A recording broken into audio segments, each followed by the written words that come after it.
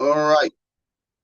So if you didn't know who Jimmy Dore is, I'm about to introduce you to him. He's, as I said, a YouTuber, but he did an interview here that was really very good with Candace Owens. Candace Owens is another podcaster, but she's also a investigative journalist and very good at what she does. So she's presenting what she's found on the Charlie Kirk. Now, this whole thing has just been bizarre from the beginning, you guys. No question about that. I've kind of pumped the brakes on trying to comment on some of the things because I'm just an outsider looking in, seeing some things that seem very fishy, especially about the gun and everything else. And then this looks like a kill chain to me. And I said very early on, it looked like another JFK thing where there was a lot of people involved to orchestrate what happened, and this definitely looked orchestrated. Well, Candace has jumped right into that, and well, she's got a lot to say on it. Let's listen and see if we can pick up anything. What I like to do in these kinds of research projects, when I'm working on a subject, in this case, Charlie Kirk, I would be taking notes at this point. Anything that sounds interesting, or maybe I should look for that, I just kind of jot it down, right? So I would advise if you're searching on Candace, if you're searching on Charlie Kirk or Erica Kirk or the shooter at all, this whole situation, then take notes for sure. You guys let me know if you're able to hear this. I'm going to turn it all the way up.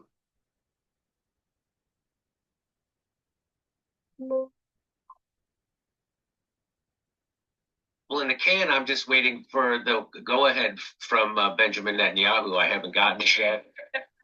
And I'm waiting Yeah, we for can at hear it. least one $7,000 All right, check. very I good. haven't gotten that either. So, but when that happens, believe me, you're going right under the bus. And, Okay, great. I wanted to make sure. Because you are a scumbag. And Demonic, evil, scumbag. I guess my first question would be, why don't you care about the midterm? I just noticed it. Does that look like a CIA hat she's got on? That's so funny. I would do. I've done, yeah, I just noticed that. I guess. Wait, no. You cannot make it up. You cannot make up the commentary. Tim Pool was just really something. It's like, why are Republicans focused on public executions of Republicans? I don't understand. Don't you understand that your job is to vote and to make sure the same people that are engaged in covering up and selling you absolute crap about what happened on that day still need to be in office? Well, let me ask you, I've heard you mention the Mockingbird media, and it is kind of amazing. Uh, like during COVID, I did not expect the people who I knew who were lefties, who their entire life called Big Pharma a criminal, murderous cartel organization, the people who never trusted the government, who knew that the FDA and the CDC were regulatory captured, and that completely flipped during COVID and became mouthpieces for big pharma and the establishment and murderous people like Dr. Fauci, and especially what he did during the AIDS crisis. Nobody even knows about that. But so how shocked were you? Did you see this coming? How shocked were you that there would be this significant amount of conservative media who would completely flip on their ethos and now start to believe the FBI and their BS story and repeat establishment talking points and try to shame someone who's asking legitimate, logical questions? I had that happen to me during Seth Rich. The same thing happened with Seth Rich. They use the sympathies of the family. They're like, oh, it's hurting the family if you even talk about this. I'm like, they showed John F. Kennedy's head getting blown off for 60 years in a row on television. Nobody ever said, what about his family? Nobody ever said. So, and anyway, so I guess there's like three questions in there, but my first one is, how did you see this coming, that there would be this mockingbird conservative media, and how shocked were you? I think I was shocked first and foremost because Charlie was publicly executed, right? And so typically when I'm doing commentary, it's about someone I don't know. right? I'm removed from the subject. So there, I don't. And by the way, I agree with that too. It did seem like an execution, you guys, something that was planned out, and there is maybe not just one reason. From what I can tell, there's multiple reasons. I think one of the obvious is to get him out of the way from the next election cycle, because quite possibly, especially him moving away from being allies with the Zionist, right? This would split the vote for the Republicans if Vance ran and he ran against him. You see what I'm saying? So, kill chain, yeah. I don't have to go through a personal grieving process.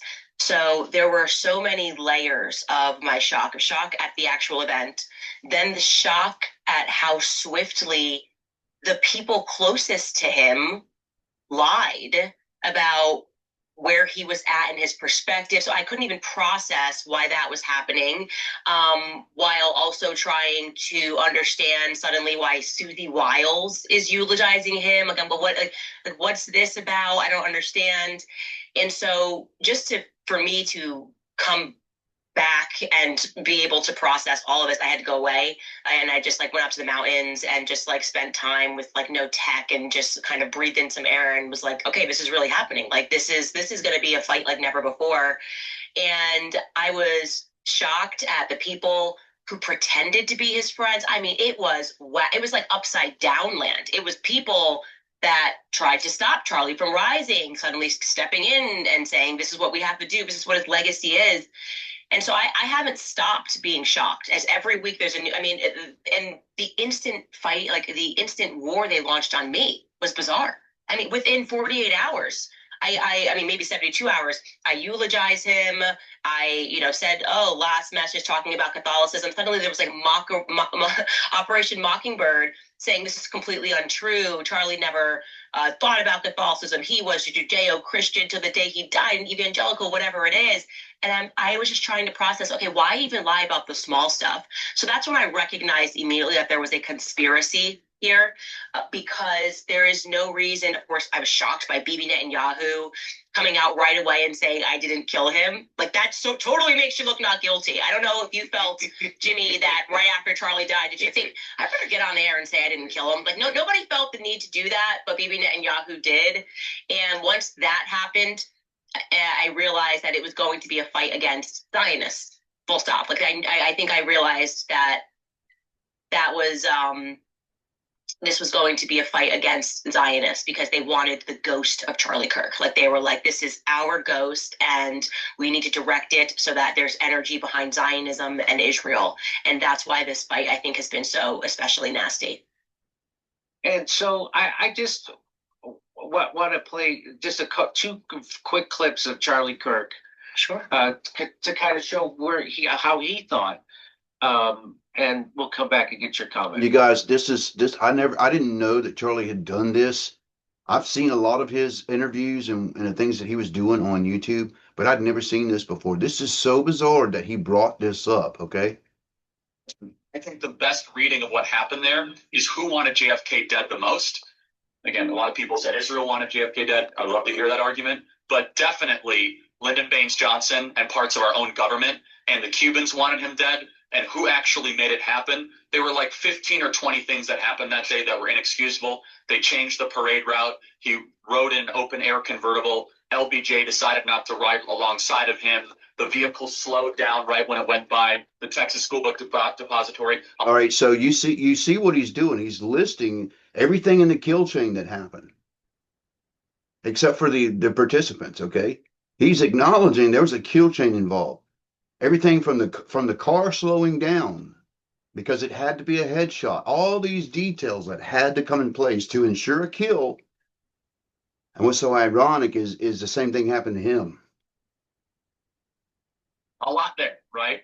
And then again, I think that all of us are smarter to believe that it was simply Lee Harvey Oswald. The more important question is not, oh, who did it? We have to first acknowledge it that more than one person did it. Once we acknowledge that more than one person did it, then we can expose our government to have lied to us about the JFK assassination, which then I think will sober a lot of us about trusting the government in the future. So this goes back to my original point on how the people who are coming at you and the people who have just completely flipped their ethos of you don't trust the government, of course, and they don't want to admit that there was some kind of there was more than one person involved in this. And it's obvious that there was more than one person involved with this. And let me play this real quick and then we'll throw to you. Because I learned during COVID. I learned when they told us that it came from a bat in the Himalayas. I learned when they told us the vaccine was safe and effective. I learned when they told us that ivermectin was horse paste, that you better keep asking questions because it's the only thing that keeps us free. Thank you so much. And so it's just amazing to me how these people, again, it's just shocking to me how they could flip their whole MO. And what do you think the fallout of this would be? Because people see this, right? And most people aren't going along with it. The PBD did even his poll. He's very pro-Israel on his show. And even the people who follow him, 70% of those people overwhelmingly agreed with you. So what do you, I still don't, do you think this is the long arm of Zionism? Yeah, I do. I do, and it's very clear where that line is being drawn.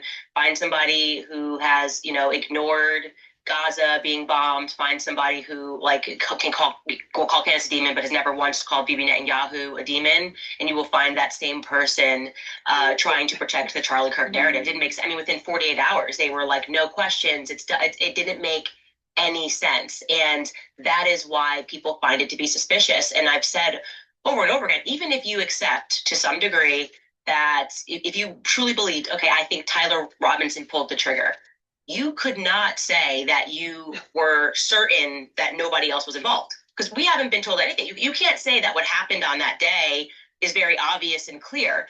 And this is the rhetoric that they're using. I don't think there's ever been a situation where things are less clear, and they are using the exact same psychological tactics that they used during BLM to shut down any inquiry about the George Floyd thing. I mean, that was kind of my first video that went globally viral, was when I poked holes in the George Floyd story, and I was like, hey guys, did you even know this about George Floyd? There's more information here. Those people who supported me during the George Floyd thing would have said this, would have never said, well, there's no evidence. Just because he, did fentanyl his entire life doesn't mean that this has anything to do with this day. It's like, no, these are actually all relevant to building a narrative and to asking questions. Like, this is what it means to embark on scientific investigation. You don't know where it's going to lead, but of course you have to go through the process of asking questions. Well, no, the BLM side criminalized asking questions. If I said, well, maybe, and I did, where's all this money going to? Oh, how dare you? George Floyd died. How dare you're ruining the legacy? It's racism. They're literally doing these exact same tactics. COVID, how dare you? Grandma's gonna die. Trust the experts. I mean, I was going through, Glenn Beck interviewed Erica Kirk yesterday or the day before, and to hear this part of the conversation, which was so elitist, where Glenn is saying basically people don't understand how the law works. How are you not aware of yourself and how much you sound like Dr. Fauci? Like, trust the experts. Okay, I'm gonna just put a thing on my sign and just say, how they do it. Thank you, Dr. Fauci. The sign's on the lawn. Thank you, Dr. Patel, Dr. Prakash Patel. We don't understand. We can't possibly understand common sense.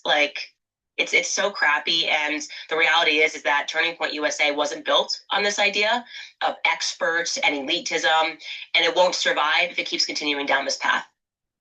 So I just want to read one more. This is a tweet that Charlie tweeted out on November 22nd, 2023.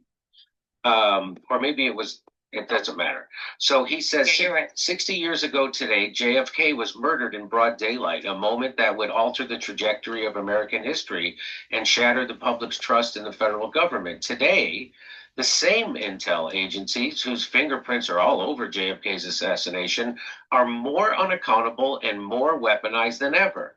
But now they have vast technological powers, from universal surveillance. All right, you guys, I think Charlie was targeted because he was a threat. Definitely a threat. to the new tool of AI. And when you take on the military industrial complex and, Wow. and the police state, don't be surprised when those in power call for you to be eliminated. 11/22/63 should be a day that reminds us that power must be returned to we the people, the sovereign, and America's intel agencies must be brought to heel. And again, so all these people who have zero questions about the FBI narrative are the ones who are betraying Charlie Kirk's ethos, his MO, and his legacy. And it's disgusting. Not one question. I've said this about a lot of people. There's a lot of people out there with zero questions that are just obvious. So I just wanted to, I just don't see how these people can flip everything they've thought their whole entire careers, public careers, and go against Charlie's legacy. And those two videos and this tweet, they're just complete betrayals. And how they think people who like Charlie Kirk in the first place would ever flip their thinking and betray him like that. It doesn't make sense. And so let me just add, where do you see the fallout coming from the Mockingbird media? Do you see them losing all credibility? Because I do. Yeah, they've already lost all credibility. That's why they're fighting me so hard, is because, and what makes me so happy about them losing, because they are losing right now, right? And they every morning I wake up and there's something new. They're just making things up out of thin air now. I can't even respond to the things that I'm being attacked over. It's just a full assault. And it's because despite the fact that they had me fired, banned from countries, literally, I can't get into Australia because I won't be a Zionist, right? I was just there, and they sued by a sitting president, and I had to basically reroute my entire life. My husband and I had to build everything from scratch. They had Zionists, behind the scenes donors, make sure that I would not be allowed to eulogize Charlie Kirk. They had Eric Bolin go out and just lie and fictionalize and say Charlie and I hadn't spoken since 2019, despite how close we always were. And they then put themselves in his chair on his state, we're his best friends, I'm his pastor. The people were able to see that none of that was authentic. So they had all the money, they had all the donors, they have CBS News, they have the mainstream media, they had all the power, but we had the truth. And truth is the only real power. And so it is a lesson for them, and it does make all of them look inauthentic. And I do believe that the majority of these people are motivated by money, right? They are getting paid. They had some stake in the ghost of Charlie Kirk, meaning, this person's going to take over his tour. So that's his touring contract. And this is a way for them to get their leg up. And they weren't as big before. We're going to put you in, as a Turning Point influencer. They have all these ways that, if they defend Turning Point USA, they're going to get paid. That's the overwhelming thing that's happening. Actually, I had people inside of Prager University send me, which I'm going to publish later, the list of all of the influencers that are on PragerU's payroll alone that are being paid to come after me. Which is, it's like Graham Allen is quite literally one of these influencers. He has no substance, he has no soul. He's just, I'm going to attack him because I'm getting paid to. But it should satisfy us that they had all of the money and all of the quote unquote influence in the mainstream media, and yet the people would rather watch ballistic guys on YouTube that say, nah, this didn't happen. The hunters that are saying, nah, but this didn't happen, sorry. Because they know that's true. Truth is resonating. Well, I just want to bring this up because people keep saying that you're the one lying, even though you keep continuously catching other people in inexplicable lies about everything surrounding this event and Charlie Kirk's legacy. For instance, they were all trying to say that it wasn't true that Charlie had turned on the Greater Israel Project. And you said that you had text messages. They said it was a lie. And then you, of course, revealed them. Here's the Jewish donors play into all the worst stereotypes. I cannot and will not be bullied like this, leaving me no choice but to leave the pro-Israel cause. And so when you produce, that's funny, they tell you you're lying, and then you produce them, and then they go, well, why would you release Why would you release private text messages. So you can't. They create this scenario where you can't win, no matter if you prove them to be liars. You shouldn't have done it. It was inappropriate. And if you don't prove them to be liars, then you're the one who's lying.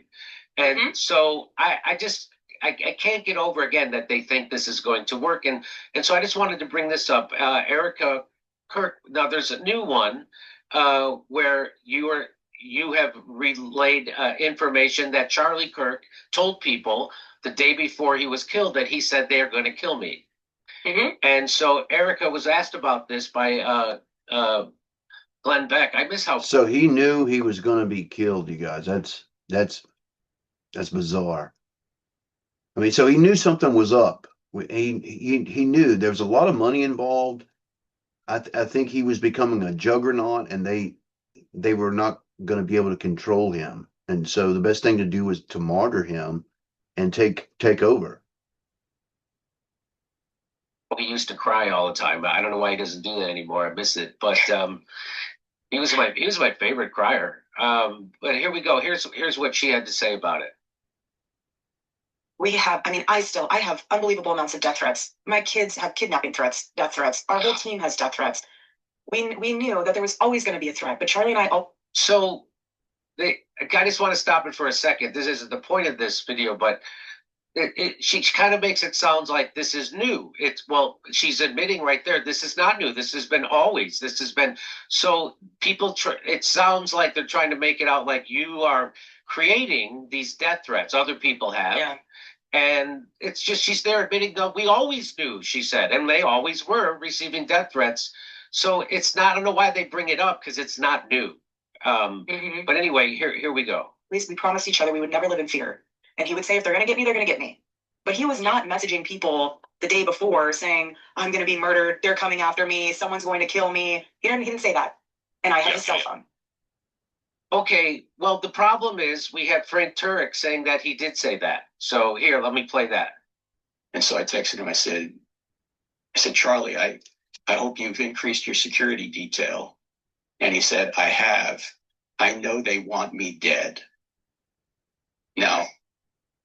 So, what? Just go. Go ahead. Take it where you would like on that, because here again, we have these people calling you a liar, and yet we have Frank Turek saying exactly, and then so they keep contradicting each other unwittingly, and that it indicates that someone's lying. And as you always point out, the only reason you would lie is to cover something up. So take it where you want. Well, here's what I'm just gonna tell the truth, okay? I did not see that she had said that when I did my show yesterday, and then I saw it after, and I can tell you 1000% that Andrew Colvett told me the night before Charlie was murdered that Charlie Kirk texted him and said, they are going to kill me. Andrew Colvett is the person who received a text message from Charlie Kirk saying they're going to kill me. And I'm not getting that third party. I got that directly from Andrew Colvett. He asked me to keep it off record, and I would have kept it off record if Erica did not imply that I lied, right? So, I mean, I'm not saying she is saying Candace is lying. I am saying that since I was the one who put it out there, she's implying that I'm lying and that that's not true.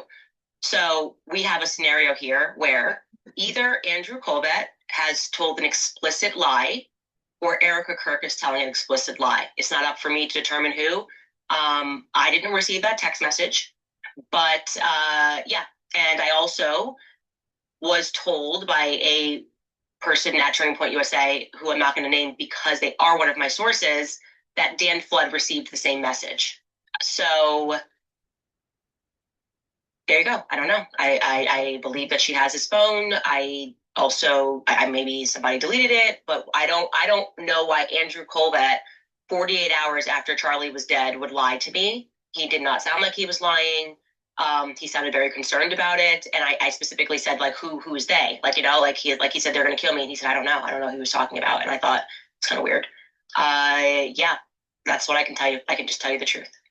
So, what do you think is in it for someone to deny that Charlie Kirk was saying that? I mean, what's in it for that? What's in it for Erica Kirk to deny that right now? Is she denying it? Did Andrew make it up? Is Frank making it up? I don't know. But this is kind of the repeat problem that we have with Turning Point, is that somebody's lying, but we're also told how dare we notice the lies, right? And so we're constantly in this pull. Now, I was thinking that some of their lies were because they have a lot of Jewish money. And they're always like, oh, we only have a few Jewish donors. Yeah, but they're the big donors, right? So like, it's like, hey, this person's going to be a $2 million check like Bob Showman was, and he's going to pull it away. That matters. So I don't know if that's what they're being motivated by. It never made sense to me why they didn't come out and instantly admit that Charlie was fighting with the pro-Israel cause and wrote that. They said he didn't. I dropped it. And they said, then they tried to at first say he said it in jest, and then they kind of came clean and were like, yeah, he was under some pressure. It almost feels like I don't know. I don't want to assign motive. I don't want to say who I think is lying. I'm just saying that it's very obvious that somebody is lying. I mean, somebody is lying. So was it Andrew Colbert who told you that you and Tucker Carlson were next? Yes. And so in the hospital, by the way, that was just a couple of hours after Charlie got shot. So that already even disputes the idea that it was a lone shooter and it was Tyler Robinson avenging, like, hey, okay, so who told you that? Who told you that? It had to have been a federal. It couldn't have just been like your friend. She's on a list. Like that's intel, right? That's not like you're here, you're getting updates from federal agents. He never explicitly said who it was, but he is the person who told me that. And he still hasn't revealed who told him that. No.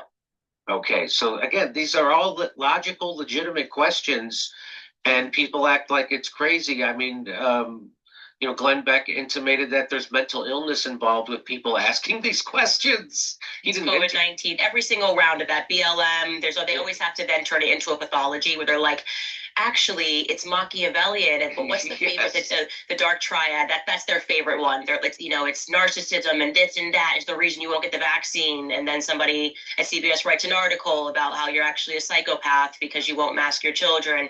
Like I said, we're just on a hamster wheel with this stuff. So, okay, I'm glad we're at the stage of it's a pathology, actually.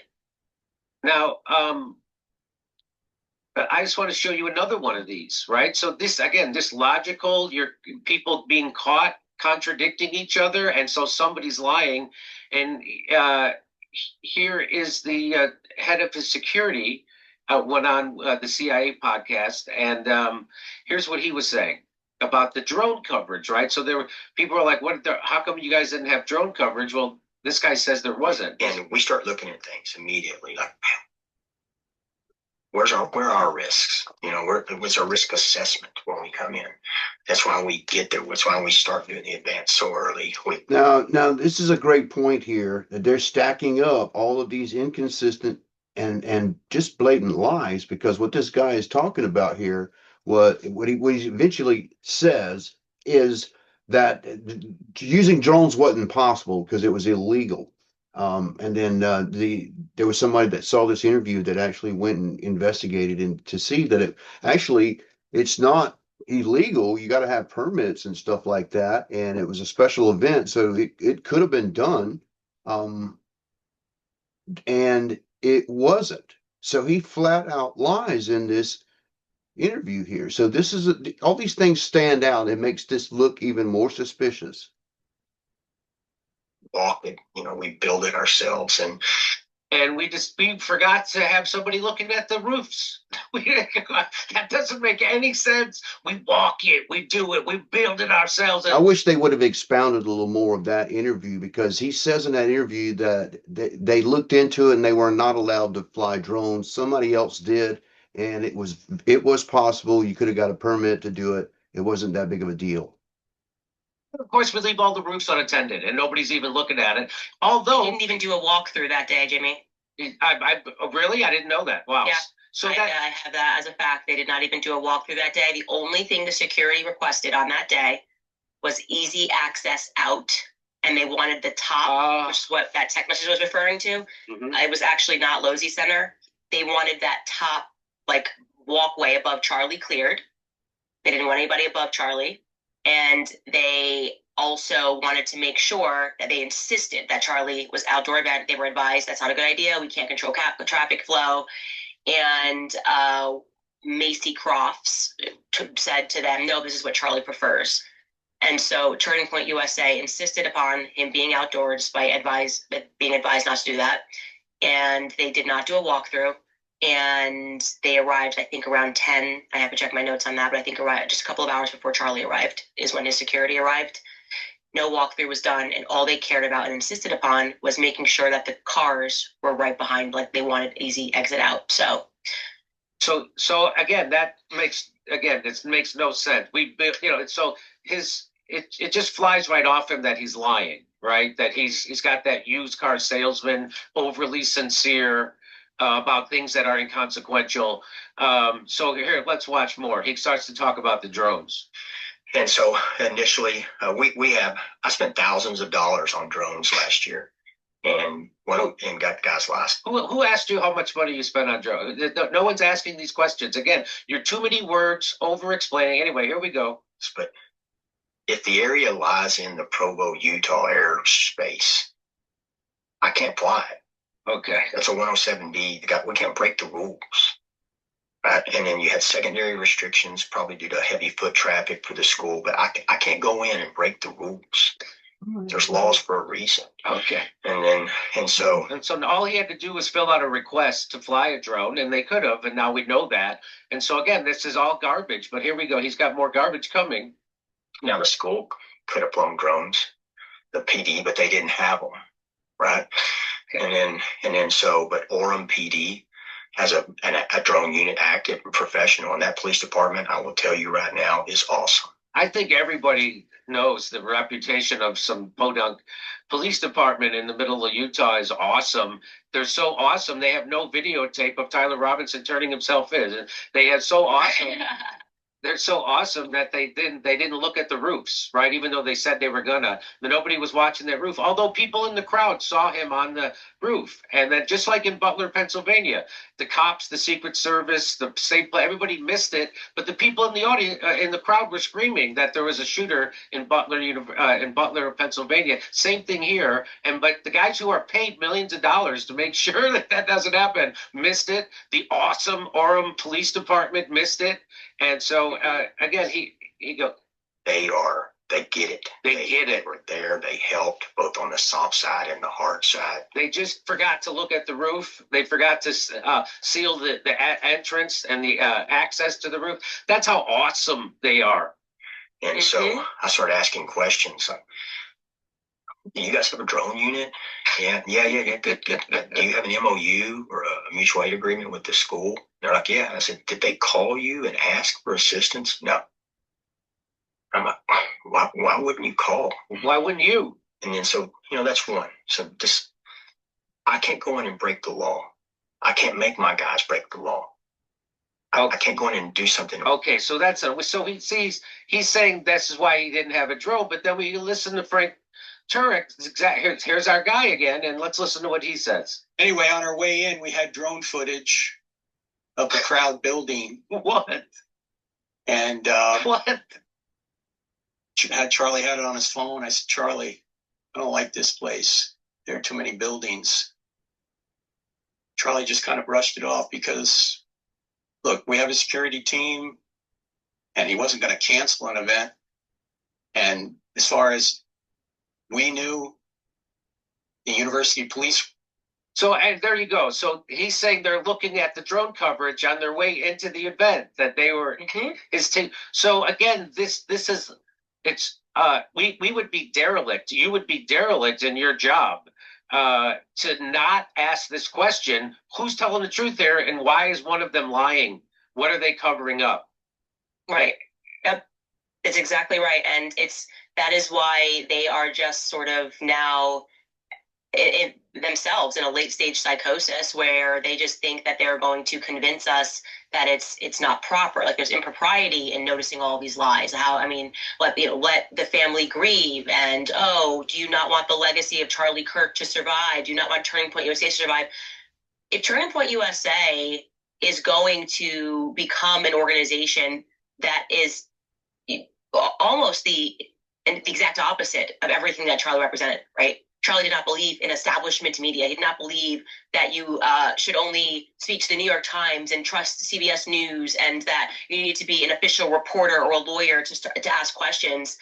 No, I don't really care about whether or not Turning Point USA survives. The whole point of helping to build that organization was that it didn't want to become the RNC. Like, Charlie did not thought that the RNC was stale, that all they cared about was wealthy donors, that they actually were not acting the part of a youth movement, that they didn't have their finger on the pulse of the people. And he was correct in that assessment. Now it's like we blinked, and that is what Turning Point USA is becoming. We're the authority because we're wealthy. We have money. We can get Barry Weiss to write a good article about us. We're not, that's not going to pass. That doesn't work with us, and nothing they are saying makes sense. And pretending that it's because it would somehow diminish the case against Tyler Robinson, again, requires us to suspend our rationality. If something that we present ruins the case, then you didn't have a case to begin with. Like, oh, why did you show Jimmy? Why did you catch the other guy shooting Charlie? That's going to ruin our case against Tyler Robinson. Okay, well, then maybe Tyler Robinson is not acting alone by himself. If we find something along this way, that can ruin your case. So I just don't understand why you don't care about tainting the jury pool.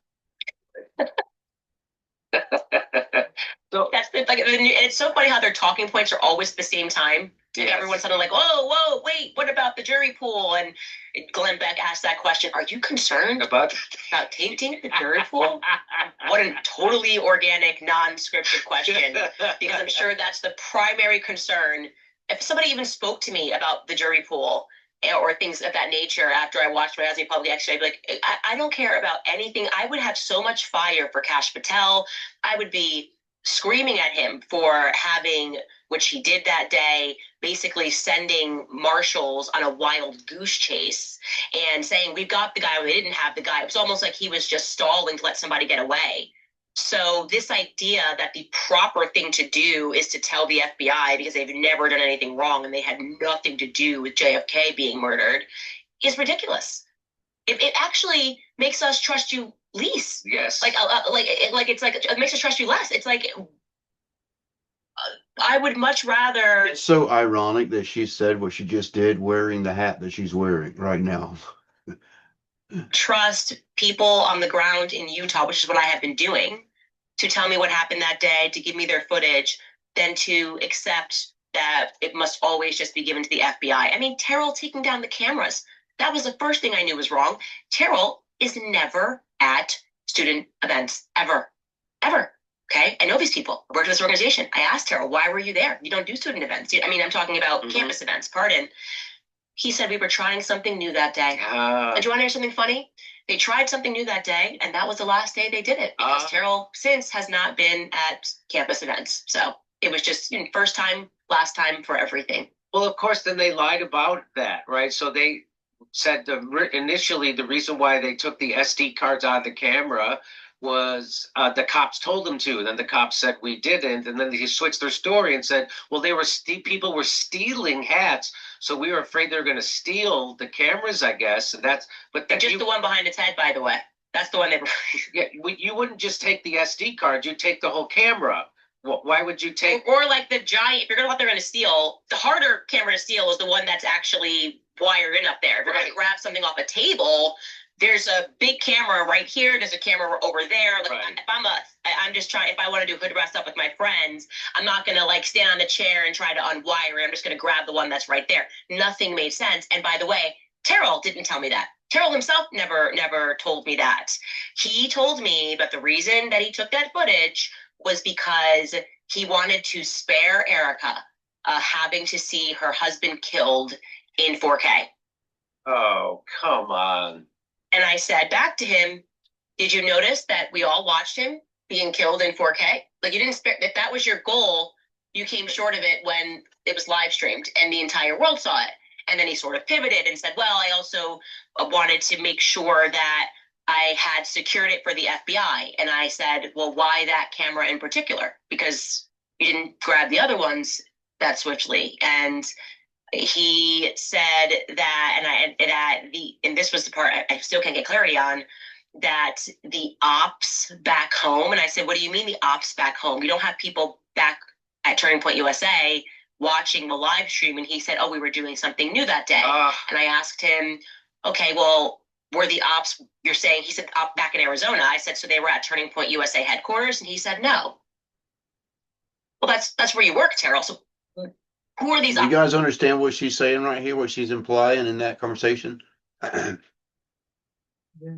Anytime a government operation is going down, they love to have eyes on it.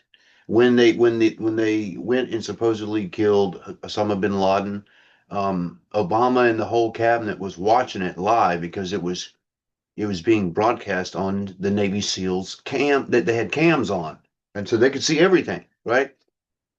So you want this particular camera is looking in the same direction as Charlie Kirk. So if there is somebody within a couple of meters in front of Charlie, and this was my theory early on, that it was a smaller caliber, probably 22, that did it, he would be standing somewhere very close within a few meters, right? That camera would be crucial in that, but also crucial in the operators would be able to see exactly what's going on. Ops that you spoke to and needed to grab the footage, we can't get clarity on who the ops were. So, do you feel?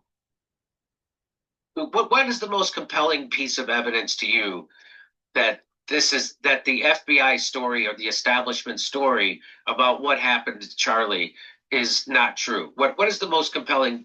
For me, it's this. It's the fact that a 30-06 bullet would leave an exit wound a bit like a drive-through, but like at least 6 inches. So mostly it would probably blow someone's head off, or certainly his neck.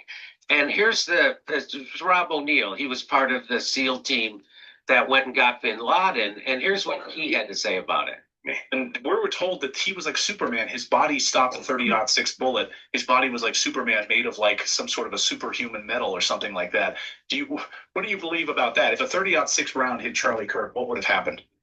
Well, it's going to blow his head off, probably. It's going to be a big mess, too, but then you're going to find remnants of the bullet. I don't think they've even found it yet. Why was the chair and the desk moved when you can get a forensic expert in there and find out exactly where the shot was fired from? Because I'm just asking these questions. If they can be refuted, fine. And if you tell me the answer, great. I'll stop asking that. But we're not getting any answers except this is what happened. Shut up. Be a good worker. Shut up. You're an anti-Semite. And when the trial happens, you'll look like a fool. That's a... So... to me, that's the most compelling thing, that this is a concocted story by the establishment. And so there's a guy who knows something about it. He shot a lot of people. So what's the most compelling piece of evidence for you? Well, I will say, Jimmy, I am disappointed that you didn't like Popeye the Sailor Man when you grew up. You can eat a lot of spinach and grow up to be able to stop bullets. And I want to encourage everybody at home to eat your vegetables, because that 3,000 pounds of energy coming at you, you will be able to stop. So I'm disappointed in that guy, because who's he? What does he know about guns, And what's amazing is they're trying to do this thing where they're like, well, I spoke to some experts said it maybe could have happened. Show me the example. There's a lot of people being shot all around the world, okay? Show me the example of a person who got shot in the neck with a 30-06 or even something of a similar caliber. And that not only, and I want you to focus on this, not only did the bullet not go through, okay, there was no blood splatter on the back of his shirt when he went down. Okay, they're not showing you that footage. Not only that, I've also said this, which should be, even if you said this was some miracle it stops, we can all agree the front of his neck would have been a mess. It wasn't. That's what I am telling you guys. He only had a mark where you saw that mark go in. It completely destroyed his artery. So that's why you saw so much blood. That was like completely. But this didn't even take out like the front of his neck. Okay, he looked good. He looked good after, once he was cleaned up and put into the casket. Charlie looked good. This was not a situation which required a lot to put Charlie back together. So That's what I want people to know. It's beyond just the bullet didn't pass through. You have to believe that it was such a miracle. There was no blood on the back of his shirt until obviously he went downward and then things gravity. But there was no blood, there was no splatter, and also that the front of his neck was clean. It's ridiculous. Okay, so yeah, that's the big obvious thing. The second, for me, most compelling thing is that they're saying how harmful these conspiracy theories are. And yet the easiest thing that they could have done immediately is just release footage of the person taking the shot. Even if we can't see it, Tyler Robinson, wouldn't you just go, oh, we're actually going to show you, because there were cameras everywhere, the shot being taken from Losey Center? They have not produced that evidence. Why? Explain to me logically. I know you guys are big lawyers and experts, why releasing footage of somebody taking a shot would in any way hinder your super strong case against him. It's only going to make it stronger, right? It's only going to make it stronger to show us that this person actually fired a shot. And here's, and I will say a third thing that's the most compelling. There was only one person who caught that person on the roof crouching down, one person who caught that on camera, right? And you hear the guy say in the background, oh, I see somebody up there, I see somebody up there. That happens at 12:23. I think Charlie gets shot at 12:23 and is maybe 30 milliseconds. I've spoken to that individual. He was difficult to find, but not too hard to find. I've spoken to this person twice. He said he has not been asked to testify. He did not. No, here's the part. He did not see that person take the shot. He saw him crouch down, and that was it. And this person works teaching people how to fire guns. He said it did not look to him like Tyler. He said the person was in what's the word? Which is what we heard over the 911 call. He saw a person that was in, he said he thought it was a military man, and he was in, what do you call them when they're in like their black official garb? Expression for that. I don't know. I'm blanking on it myself. Thank you. Tactical gear. My producer just said it in my ear. Tactical gear. He said he saw a person in tactical gear. This is a professional who knew what he was doing. He did not see him take the shot. He did not see, because he said there would have been a recoil, and that he told the local police, he walked into the police station right after, and he said, I saw somebody on the roof. He did not see that person take the shot, okay? The lone witness to this person on the roof, okay? Wow. They have not reached out to him. Tyler Robinson's defense lawyers have not reached out to him. Does that make sense to you? It just sounds like you're a crazy person. And, yeah. Oh, wow. Oh, yeah, I know. It's crazy. It's crazy. Yeah. So there's so much that I would like to ask you about. Did you know that I asked Grok to analyze the sound waves, and Grok says that it's not, the sound waves don't match up with a high caliber rifle like 30-06, that it sounds like it came from close. What's closer? Did you know this already, or am I telling you something you already know? Well, I think I've spoken to every UVU student. I said that early on, you guys. So now Grok is confirming that and by the way, I saw a Marine that was doing a data analysis on the sound waves and stuff, and he showed the difference between the calibers, and that you could pinpoint exactly how many meters it was from the crack, from the report into the crack. It was very clear. It was close, and it was a smaller caliber. On the ground that day in my investigation, everyone said that it sounded like it came from closer. Yeah. And there's mysteriously, it's a dark hole if you try to get footage of what happened if you're Charlie Kirk on his left side, right? So right. Based on the evidence I have gathered, I believe that the shot came from a left side and it came from a lot closer. And if somebody fired a rifle, that was just to cover a sound. And I do not believe that there was ever a shot fired from top of Losey Center. There is not one piece of compelling evidence to that effect. There's no one that can dispute that. There, at least of all, the feds who do not want to produce that evidence for whatever reason. And yeah, that is where my investigation has led me. The students who, were below the age of 60, for whatever reason, the mainstream media could only find people that didn't go to UVU and didn't actually speak to the students, who all said, we didn't recognize, like, a lot of people that were there that day. Right. They didn't go to UVU. It was very weird. And we heard the shot from closer coming from the left side. So I wanted to ask you about and show you Cash Patel completely flipping on his story about the text messages that Tyler Robinson was alleged to have sent to his trans lover with language that only a 22-year-old kid would not use. My love, I'm in my vehicle, all those things. And it's like, he's an A+ student, but somehow he wanted to leave a complete here, who, what, where, when, and why I killed this guy. And I wanted, it doesn't make sense at all. And they keep saying that, he confessed that he didn't confess. And they say he turned himself in. And people are saying, why don't you talk to the parents? Well, because there's a gag order. The judge put a gag order and they can't talk. And so we don't know why they turned him in. I suspect it was because they were told, like, hey, if you don't go to the police, they're going to come and SWAT your house, and you don't want that to happen. That's exactly true. I broke that story. I spoke to someone that was very close with his parents, and that's what happened. And by the way, that then flies in the face. Remember, they told this whole story that he was suicidal. Yes. That his dad convinced him not to kill himself. Yes. And then they said he turned himself in because he didn't want to die. Well, both can't be true. He wanted to die or he didn't want to die. It can't be he was suicidal, just about to kill himself. And then he said, I'm just going to go in anyways. I don't want to die. And that also conflicts with his text messages where he said, like, if I go to prison for the rest of my life, okay, is he suicidal or not suicidal? They can't get their story straight. And the reality is the shady character that we can't get clarity on that facilitated this is this, what I believe to be an undercover cop.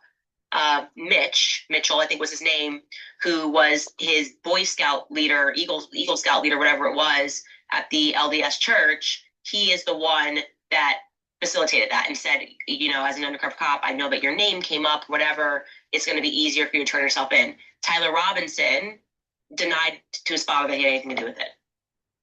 And it was, okay, well, guess what? They think you do. They're going to bang down your doors. You could potentially die, or you can turn yourself in. And I think that could be part of the reason. I also have another person who told me that the people inside of the police station that he turned himself in were specifically told to avoid cameras, not to look at the cameras when this person came in. In my gut of why they are suddenly saying that footage does not exist, I think it's because of this undercover Mitch that might be in that footage. Oh. And yeah, I find that guy to be very problematic. And if you go back and watch Sheriff Brooksby in his first delivery, going back to your point about when they over-explain stuff, yes, he totally over-explains this Mitch character. He's like, it's not weird that he's the one that called us. We're friends with what, and I'm nobody asked you if it was weird, so why? It's not weird that you started with. It's not weird, it's not weird. It's not weird. There's something about the Mitch thing that needs to be, I think his name was Detective Mitchell or something, that needs to be prodded further. Best I could tell, by the way, which I find to be interesting, is that he is an undercover cop, I believe, and I'm going to say allegedly here because I can't confirm this with certainty, but it looks like he's involved in online sex crimes against children. So this kind of connects the mysterious dot of Decoy Boy, George. There's a lot of people there. The guy who cheers, yes, his father, a lot of them have child sex crimes in their background. And I think that potentially if you do stings and your job as a police officer is to find all these people online, these would be very easy people to blackmail.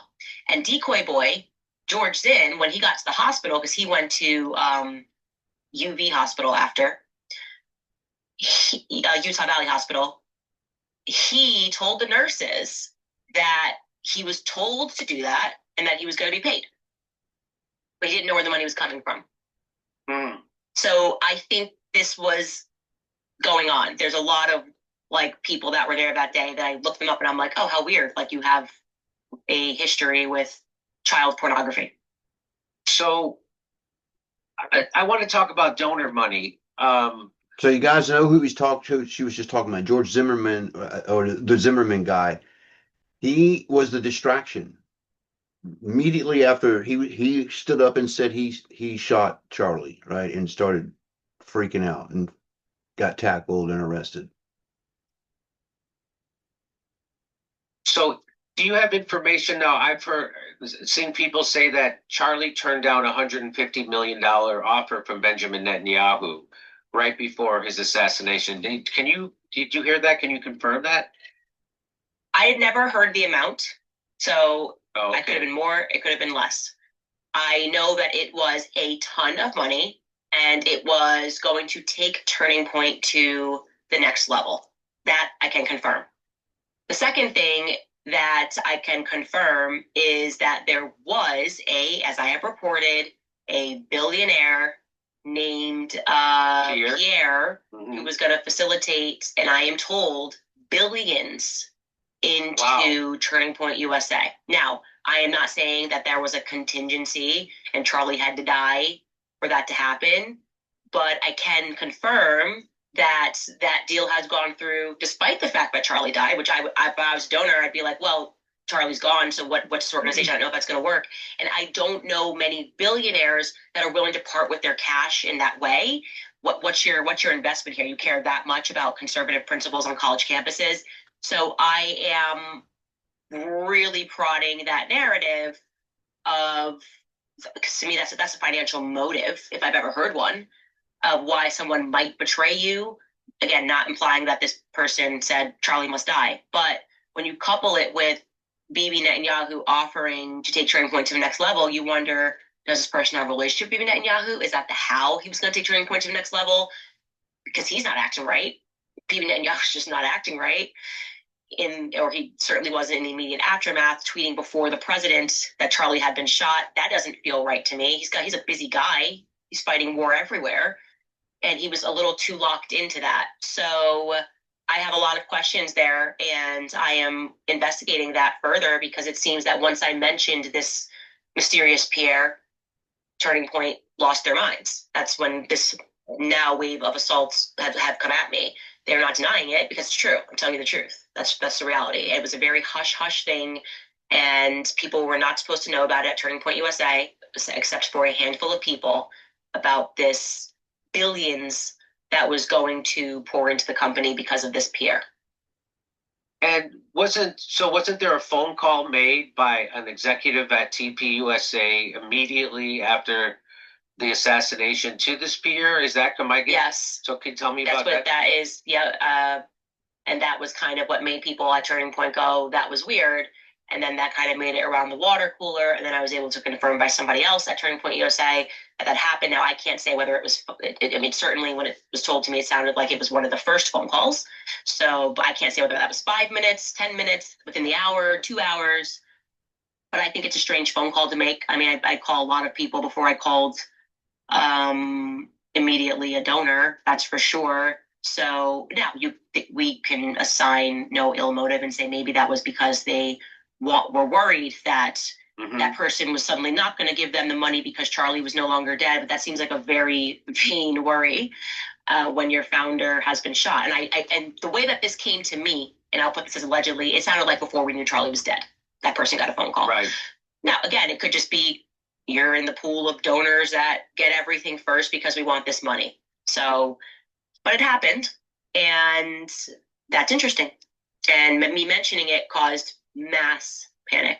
And we know that we can see that right now. Yes. And we know there's a lot of shady financial goings on because, as you point out, that in your list of things that you thought are suspicious and lies is that Charlie established a Doge to go in and audit the finances at his company, which was new. Everybody has normal audits, but he wanted a special one, and then they lied about that. They said that his Doge was not unusual, but of course it is because Doge wasn't invented until this year.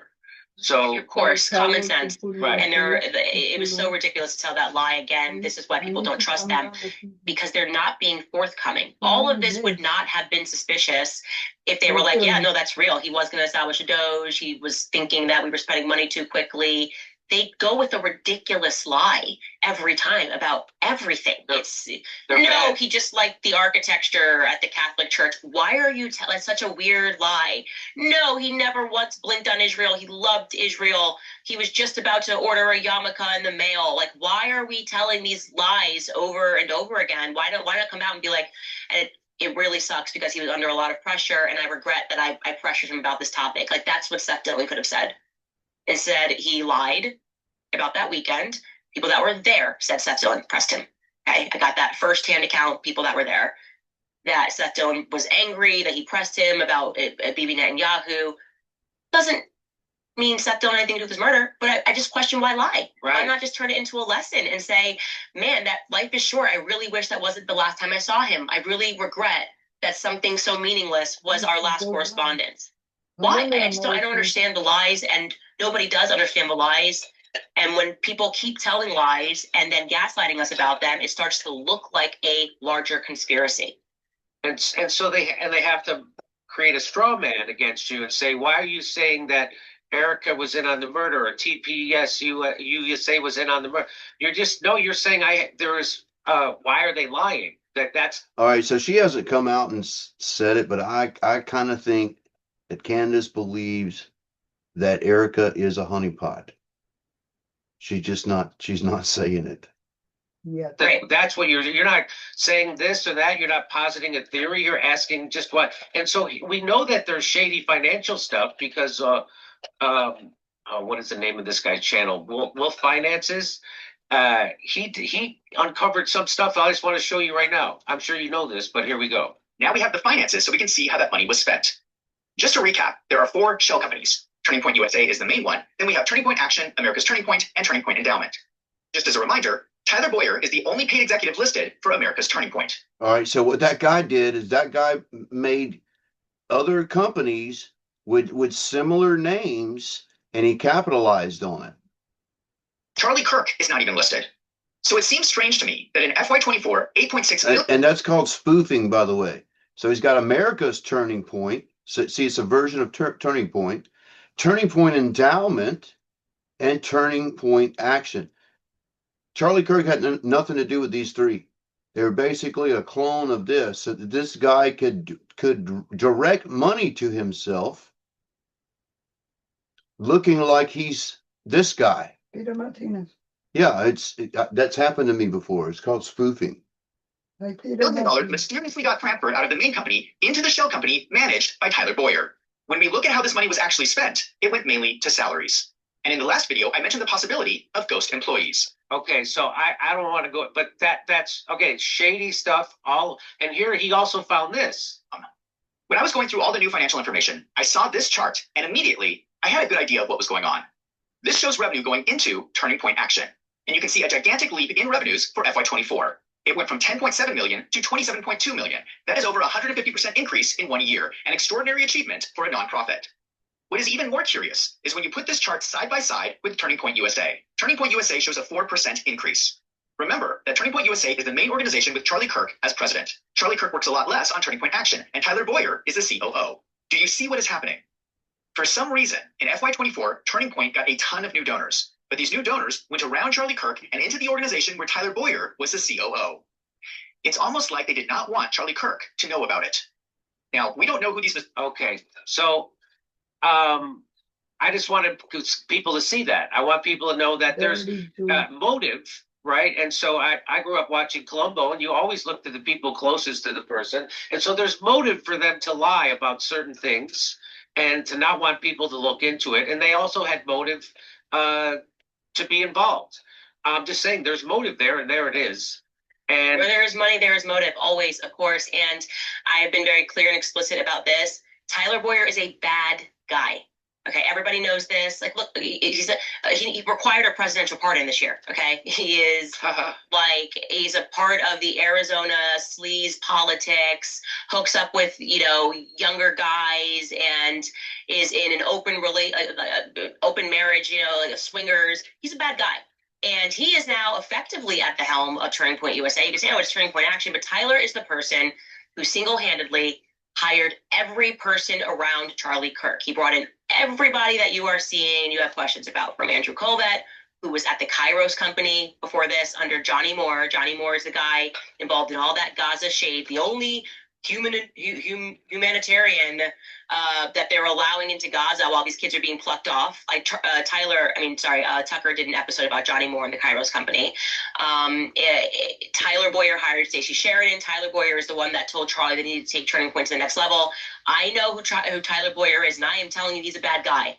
And what I will say is, parking aside, because I've never been involved in what I feel like is just not sound critique of Erica of like, I don't like her outfit, I don't like it. Okay, I don't care about any of that. But if we're going to talk about her as a CEO and a chairman, I find it alarming that she's saying this is her family. Yes. Which, by the way, obviously she knew Tyler before she knew Charlie. Like they had a longer, like she's known Charlie. She knew Tyler for years before she ever met Charlie. They went to like the same school and whatever. But the point is I question your judgment as a chairman and a CEO if you're going to say that this is your family. I got issues with your family, okay? And I'm not going to accept that emotional argument that we have to accept that Tyler Boyer is a part of her family, so we can't talk about how problematic he is. That's not leadership. And of course, as a chairman and a CEO, you can have bad judgment. There's also that weird argument where they are now trying to reverse it and go, are you saying that Charlie had bad judgment? Yeah, I'm saying all of us can have the wrong judgment. Charlie certainly, what are you guys trying to, this is the George Floyd thing where they turn George Floyd into like, They never did anything wrong. I would tell Charlie all the time he had bad judgment. I told him not to hire Stacey Sheridan. I said, look, I just got a bad vibe from her. And I was like, you don't want to go this route with people that are just like focused on money, money, money. Tyler was insisting like she's from this whatever institute and she's going to take us to the next level. So yeah, of course, yeah, Charlie had bad judgment about various things. And I would say that that's abundantly clear right now in the aftermath as we're dealing with people that are supposed to be his lieutenants who don't seem to be doing the right thing to the public. So yeah, we're allowed to say that. Charlie wasn't a perfect person. Yeah, do you feel like they intentionally made her the CEO so they could hide behind this kind of argument that how dare you? She's a grieving widow. How dare you attack her or her family, which is now her corporation that has raked in $140 million just in the last 2 months. So do you think that kind of, to me, that's what it looks like? What I can say is I have always said that the speed at which they did it doesn't make any sense to me. There's no reason not to have an interim CEO like every other corporation would do. You know, Justin Stripe was COO. He's perfectly capable of being the CEO for a little bit. If it really was Charlie's wishes to have her, as they have indicated, to have her be the CEO, okay, don't you need time to learn things? Like, you know, just take that period to learn. How does it work? Whatever. Get some people in there. Get your guys in there. And naturally, I would expect you're going to do a little bit of firing, you know. And I do think that I agree that it has now presented for them an opportunity to shield themselves. Yes. And that's the stage we're at. She's a grieving widow, so you can't question her. And that's why it is akin to David Hogg. They're now making the David Hogg argument. Like, David Hogg survived Parkland. Oh my God, it's a tragedy. So now you have to accept his opinion on CNN. I'm like, well, wait, I'm sorry. It was like a high school kid. David Hogg survived Parkland shooting, so you now can't question whether or not he has the merit to be at Harvard University. I'm like, well, I think I can because I think he sounds like an idiot. Like, why do I have to listen to David Hogg? If David Hogg is getting into Harvard, how is that fair? And so basically what they're saying, it's no longer a meritocracy. You're no longer allowed to have common sense because he survived the tragedy at Parkland. They're doing this same thing with Erica, you can see already, and that's going to frustrate the public very quickly. Of course, you can critique her as CEO and a chairman. Of course, it's a massive company that relies on the goodwill of the people. And now you're saying that the goodwill of people doesn't matter, and because she's a grieving widow. If you're going to be a grieving widow, it can't be both, right? If you're going to be a grieving widow, that's absolutely fine. You have every right and capacity, and there should be some protection for that. You should not be going after people's wives and assigning their motives. But she stepped into a role as CEO and chairman. So that's fair. It is fair to critique a company. Yeah, I 100% agree. So I think we're up. I think our time is up with you. I wanted to just quickly ask you about, was there a light bulb? So Erica Kirk just did an interview with Barry Weiss, who. So, yeah. And he goes off and starts talking about something else. And he's done several, if you've been following this, he has done several more clips of this same subject, and kind of, he's been one of the leading place where I get my information. And Candace knew these people. So her taking the lead and coming up with all this and the things that we just saw right on the surface and everything fits into place. This looks very bizarre. You guys know that they paved over the actual scene. Did you guys know that?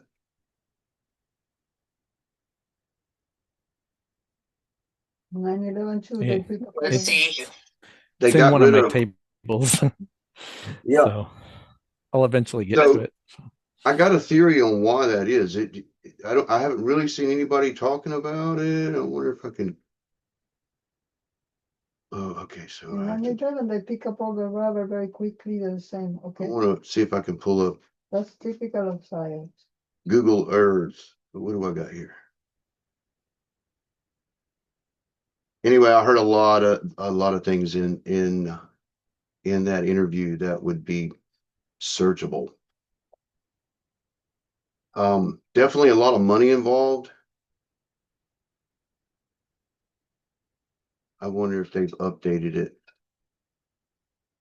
Hang tight, you guys. I'm trying to pull up Google Earth so we can go and look at it from the above.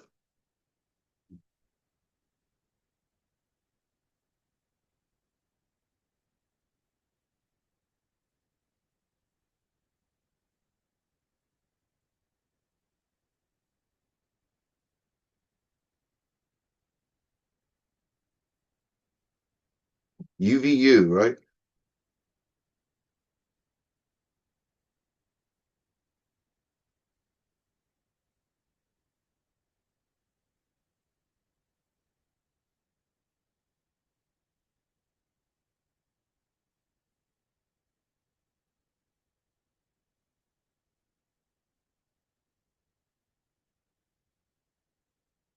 Where is it? There it is. Yep. Nope. It's still on Google Earth. Perfect. All right. So I don't know if they modified the whole thing.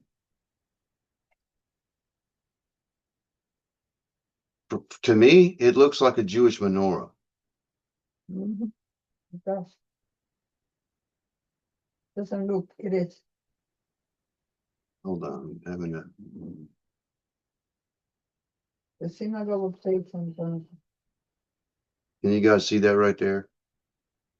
This is the area right here. I don't know how to turn it. How do I make it do a 360? Can I do it like this?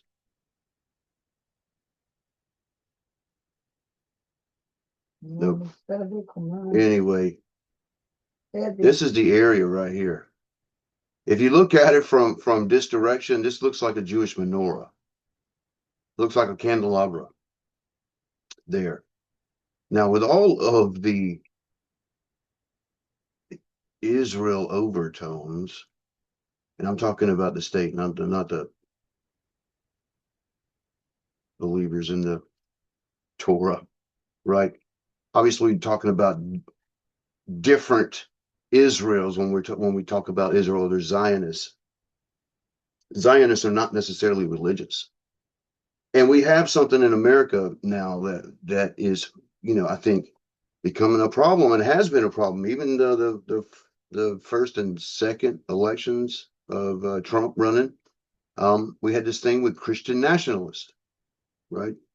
There are factions in that. There are some that are Christian Zionists, which they are like John Hagee, that group, where he's a strong supporter of Israel, no matter what.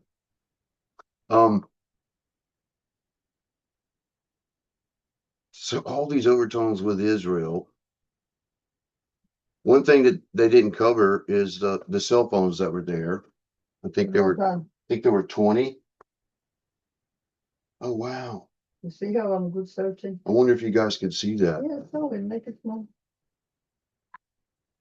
The Jewish menorah. Make it a little smaller. There. Somebody did a side by side. All right, so that's the place in the right orientation, and then a menorah below it. You guys see that? That's perfect. Thank you for finding that. So, ritual killing, kill chain. The fact that he was very aware of the situation with John F. Kennedy. He was also aware that they wanted to kill him. Conversations the day before in text messages. he knew something was up. The whole thing was orchestrated. No question. No question. It's very bizarre. Being part of it, and a lot of people are just by default because you were watching it or you either saw the videos later. I happened to be watching it on my cell phone. Somebody was live streaming it, so it's kind of burned in my head, and such a tragic thing too. So I see a lot of information that, I try to kind of sidestep in these tables because I don't want, I'm not as bold as Candace, you guys, and some of the things that she's saying and not saying. I can read between the lines. I know what she's thinking, especially when it comes to Erica Kirk. It looks like a classic honeypot. Of course, Candace knew Charlie longer than Erica and Charlie were married, which hasn't been that long. I don't think it's been too long. It's less than 10 years. Anyway, I'm not making any accusations. I'm just saying the situation looks very strange. I think it's very diabolical. I think he was set up. I think one of the biggest reasons is because, first of all, Elon Musk used AI to help Donald Trump win the election because of finding that hidden demographic. I think the same thing was used, the same kind of technology, to run a scenario on the next election. Who would be the biggest contender? Who would be the reason why JD Vance doesn't make it into the White House? And I think it was Charlie Kirk. I really do. I think he was probably thinking about running for president. He certainly had a lot of influence with the up and coming generation in college, you guys. So he was a threat to the Christian nationalists, and especially the Zionists, Christian Zionists. Right? There were enemies out there. If he split the vote, that would be disastrous because they can't let the Democrats get the next White House because it would be disaster. They would overturn everything that he's done, right? No holds barred when it comes to this. Let me see.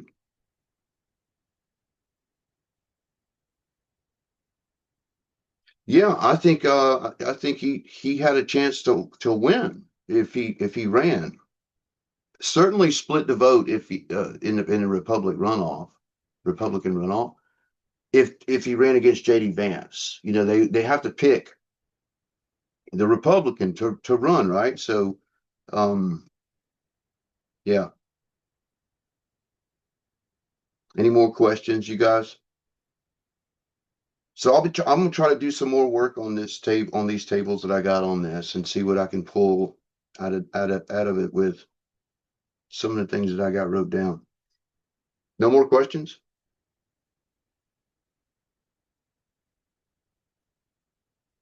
Paul, did you get anything out of that? No, I'm just sad that I didn't have my stuff together this week. Oh, no worries. I've seen that video before, but it was just as interesting the second time. Yeah, I can only see bits and pieces of it myself. I've got so much good stuff. Yeah, I've got a lot of good stuff for you, but I don't have it all put together for you. All right. But a lot of it was in that video. We've got Egyptian planes and trap doors and tunnels and and lots of different people involved. Great clustering around people's names. And I'll get it all together for you soon enough. Very good. Very good. I'll try to have something to report on the ones that I'm working in the next meeting. So let me stop this.